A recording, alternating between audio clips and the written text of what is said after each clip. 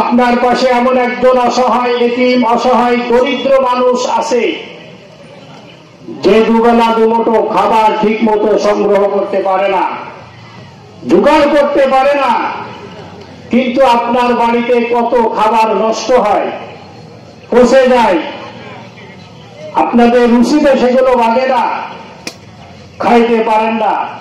অগাধ সম্পত্তি আপনাকে আল্লাহ তাআলা দিয়েছেন, আর পাশাপাশি একজন মানুষ সে এমন অসহায় যে দুবেলা দুমুঠো ভাত ঠিক মতো খেতে পারে না। এই ধনী গরিবের পার্থক্যের মালিক যদি আল্লাহ তাআলা না হতেন, বান্দা যদি হতো, কেউ গরিব থাকতো না। কোন মানুষ চাই না যে আমি দুর্বল বা গরিব বা অসহায় হয়ে থাকি। প্রত্যেকটি মানুষ স্বাবলম্বী হতে চায়, প্রত্যেকটি মানুষ অর্থ সম্পদের মালিক হতে চায়, কিন্তু এর চাবিকাঠি কার হাতে? আল্লাহ তাআলার হাতে। আল্লাহ তাআলা এগুলো হাতে রাখছেন। সুতরাং যে অর্থ এবং সম্পদ আমাদেরকে আল্লাহ তাআলা যাদেরকে দান করেছেন আমাদের ভিতরে, তাদের আল্লাহ তাআলার শুকরিয়া আদায় করার জন্য এই কোরবানি, শুকরিয়া আদায় করার জন্য যাকাত, শুকরিয়া আদায় করার জন্যই দান খয়রাত। সম্মানিত হাজিরিন, এই জন্য কোরবানির জন্য, কোরবানির সমস্ত ফজিলত পাওয়ার জন্য সর্বপ্রথম শর্ত হলো নিয়তটাকে খালেস করা। আল্লাহ তাআলা বলেন, লা ইয়ানালাল্লাহু লুহুমুহা ওয়ালা দিমাউহা ওয়ালাকিন ইয়ানালুহুত তাকওয়া মিনকুম।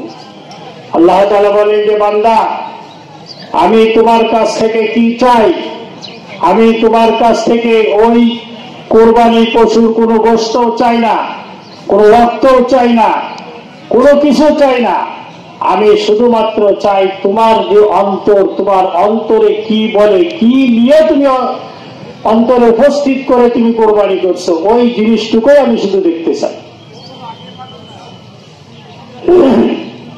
নিয়ত, যেটাকে আমরা বলি নিয়ত। অন্যান্য ইবাদতের নিয়তের ক্ষেত্রে কিছুটা সহজ, কিন্তু কুরবানির নিয়তের ক্ষেত্রে অনেক কঠিন। যেমন আপনি কোন পারিপার্শ্বিকতার কারণে হোক, সামাজিক চাপে হোক, রাষ্ট্রীয় চাপে হোক, আপনি নামাজে যাচ্ছেন নামাজ আদায় করতে, আপনি নামাজ যেভাবেই যান, আপনি নামাজটি আদায় যখন করবেন, আপনার ওযু সহ যদি আপনি নামাজটি পড়েন, আপনার নামাজের ফরজিয়াত কিন্তু আদায় হয়ে যাবে। নিয়ত আপনার যেমনই থাক, যখনই আপনি সেজদা দিয়েছেন, যখনই আপনি নিয়ত করেছেন, আপনার ওই নিয়তের কারণে নামাজের যে একটা ফরজিয়াত দায়িত্ব, ফরজ দায়িত্ব, এই ফরজ দায়িত্বটা আপনার জিম্মার থেকে চলে যাবে। তদ্রুপভাবে যাকাত, তদ্রুপভাবে হজ। কিন্তু কুরবানি এমন একটা ইবাদত, যেই ইবাদতের নিয়তের ভিতরে গরমিলের অনেক সুযোগ আছে, অনেক সুযোগ। আপনি আমি যদি সামান্যতম নিয়তের ভিতরে কোনো প্রকার গড়িমসি করি, তাহলে ওই কুরবানি আর আল্লাহ তাআলার কাছে গ্রহণযোগ্য হবে না।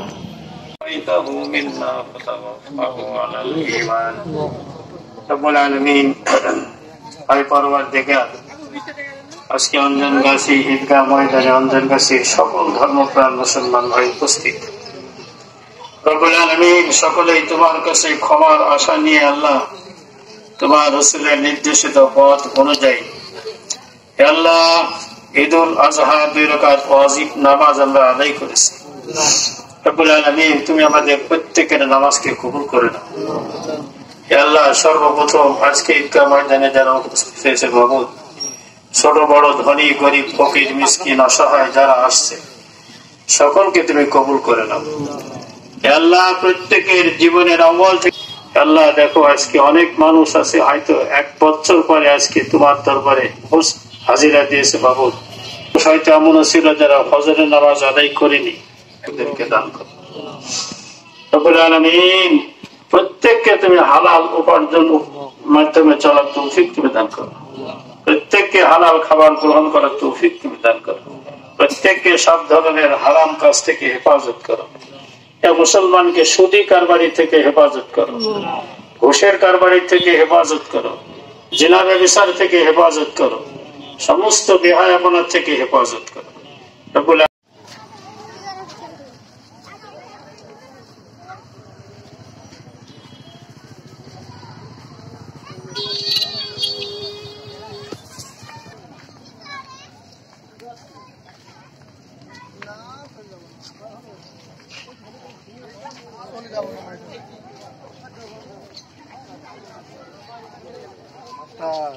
ভালো করে করো।